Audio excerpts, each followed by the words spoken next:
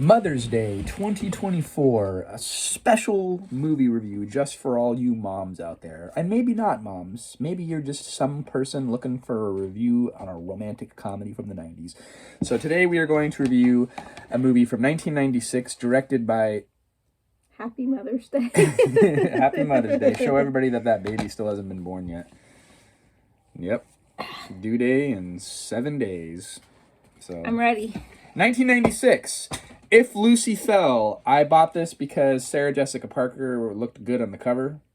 Although you said you don't find her attractive. I didn't do any reviews. I wanted to go in untainted. And see, I mean, look at her on the back there in those stockings. Anyway, that's... She's growing on me a little bit. This movie says... Susan Granger of CNN International says, smart, sassy, screwball romantic comedy. This movie is it's directed by Eric Schaefer, and the main character, Joe, is played by Eric Schaefer.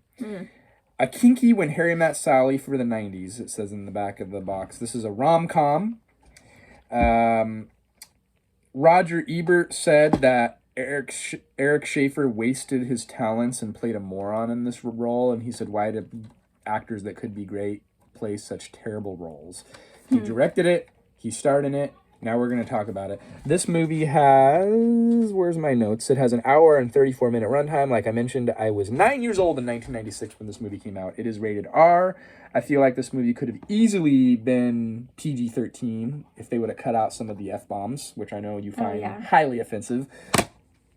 So I do. This movie is completely obliterated by critics, and there's not really... I find that the lower the critics score, the less there is written about it on Wikipedia. There's not even any production notes or anything. This movie cost $5 million to make. It barely made $2.4 million at the box office. So it was a commercial failure. The Rotten Tomato critic average is 18%. Again, we read that one quote from Roger Ebert criticizing Eric Schaefer's performance. Young Scarlett Johansson is in this movie. Oh, yeah. And Elle Macpherson plays the neighbor. Side note. So... The audience members, over 5,000 audience members, have submitted their own reviews on Rotten Tomatoes. Their average is 52%. IMDb average is abysmally low, 4.9 out of 10, and nobody on Google has reviewed the film. So we should review it on Google. It doesn't have any critics average whatsoever. So I'll let you talk about it. Okay, so basically this character, the Lucy character, she's a shrink. And she's bored with her clients that are coming in, telling her the same stories over and over about their lives. And they're not bettering themselves. Yeah, she doesn't really seem like she wants to be a therapist anymore. She's literally like yawning during some of her sessions. And then she lives with this guy, the Eric Schaefer character, but they're just friends, and they seem like they've known each other for a long time. And she's very...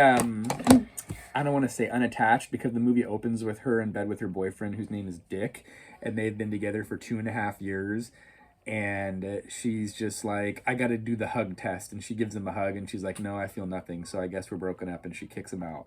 Yeah, he basically says, like, okay, it's been 2.5 years, we've met parents, we've been sleeping together this whole time. All he wanted to know is if they were boyfriend and girlfriend, not even if they were going to get engaged or whatever, and then she just decides she's done with him at that point. And it was on calendar day, which, since Joe is an artist, and she kind of has some artistry in her whole vibe, I always wonder how these young professionals in their late 20s afford these massive New York City apartments. Like, this apartment was bigger than our house, and they have vaulted ceilings, and they paint the monthly calendar on the living room wall, where they use that as their calendar, and it's just like house paint rolled out on the wall. And she realizes she's going to be 30 in a couple of weeks, in a month, I believe. So her Sarah Jessica Parker's character, Lucy, and her roommate, Joe, make a pact that if they don't get into a serious relationship with someone they are really into by the time they are 30, they make a death pact that they will both jump off of the Brooklyn Bridge. So part of the rules was Lucy needs to not be picky, and if a guy hits on her and wants to take her out, she would go out on a date. So she meets a guy at Starbucks and he asks her out, and then he takes her out for a nice meal, and then proceeds to come back to her house, and instead of giving her a goodnight kiss, ask to use her bathroom, where he goes and does his business, and she's incredibly turned off by that. So that guy didn't work out. And Joe, and this is a very creepy, pervy part of the movie, the Joe character, and this kind of reminds me of Naked Guy from Friends, because of their apartments are so close in proximity, just divided by a street, and they could look out their window and see the very good-looking Elle Macpherson making love to random guys in and out of her life, and She was very kind loose. of voyeuristically watching her and pining after her. And we later learn that Joe has remained celibate for 5 years with this fantasy of being a peeping Tom and spying on Elle Macpherson, that one day he'll have the gumption to go and ask her out. Did you talk about the suicide pact yet? Yes, I talked about the suicide pact. So then, like, that's his dream girl. Yeah. And then he's doing an art show, and Lucy goes to his art show, because, again, he's an aspiring artist, as well as he teaches elementary school kids art. That's where we see young Scarlett Johansson. So, anyway, he's at this art show, and he convinces a Chinese restaurant guy leading menus to slip his art flyer into the Elle Macpherson's door. And so then she shows up, and he finally propositions her to go out.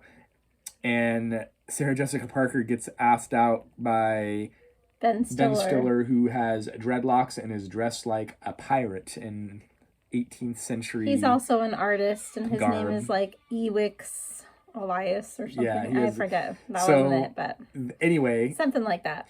They end up kind of unfolding their relationships with these other people, and it's kind of like, do we want to give spoilers? I mean, this movie's almost 30 years old.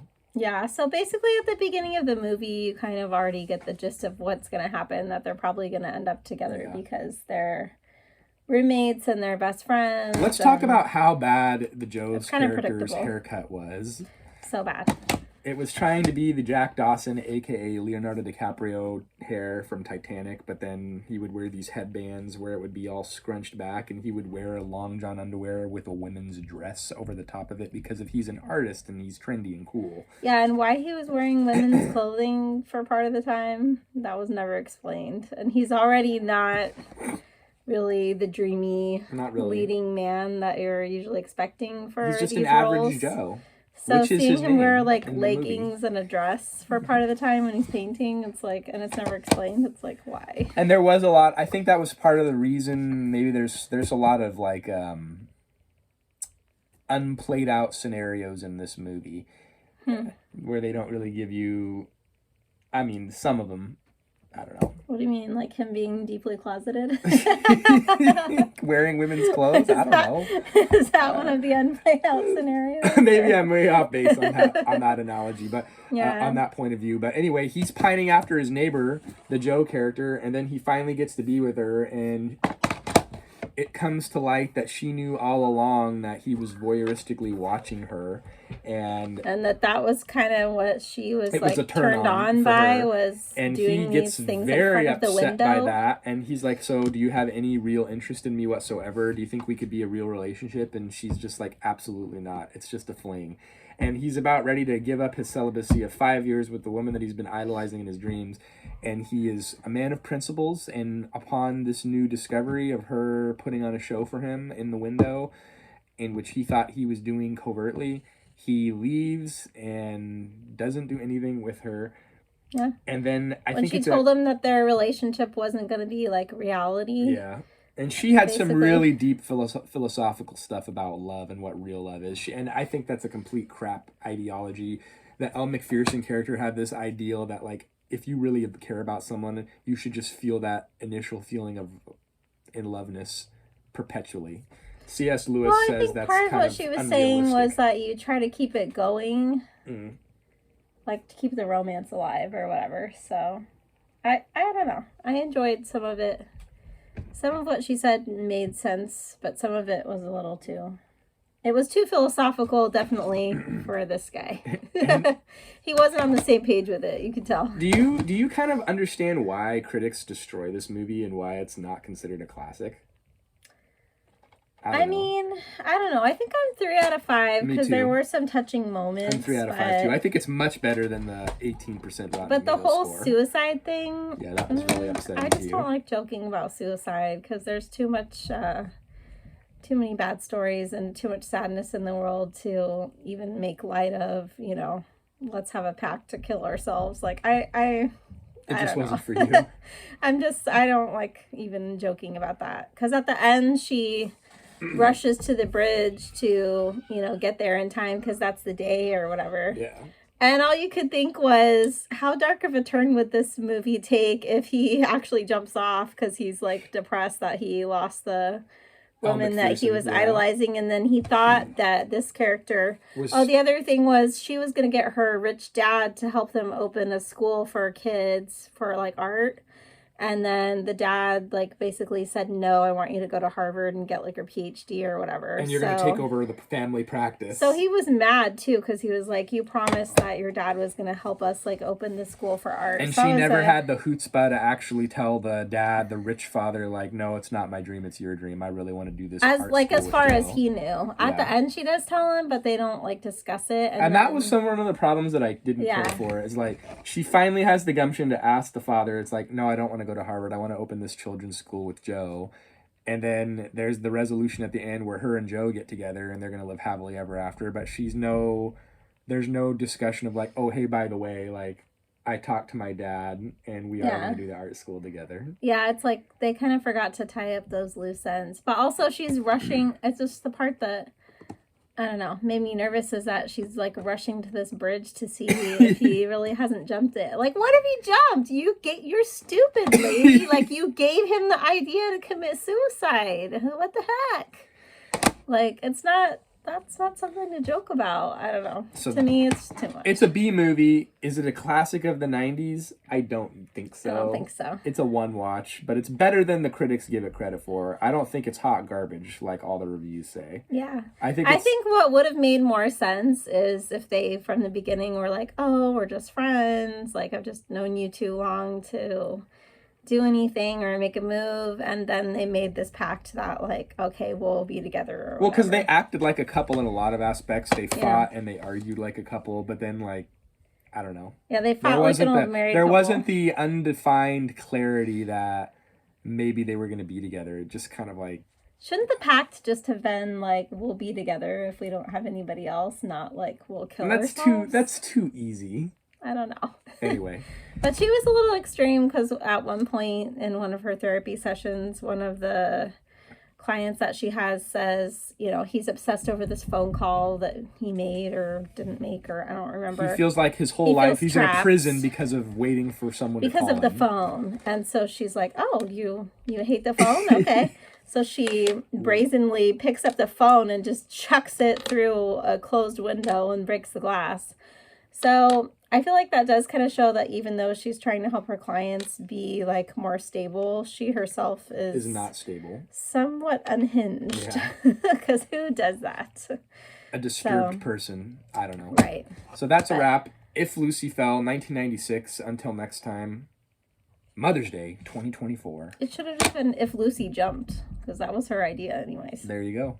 From the Brooklyn Bridge. Which reminds us, which yesterday I said Brooklyn Bridge, bringing it all back to Kate and Leopold, another rom-com classic based around the Brooklyn Bridge. No, that's a better movie. And it's also got a time travel element. Nope, no spoilers. We might have to review that next time. I'm just saying. Wow. Now no one has a reason to tune in and hear our thoughts on Kate and Leopold. I just said my rating. I'm 4 out of 5. They don't know yours. We'll see you next time, folks. Talk to you then. Happy Mother's Day. Bye.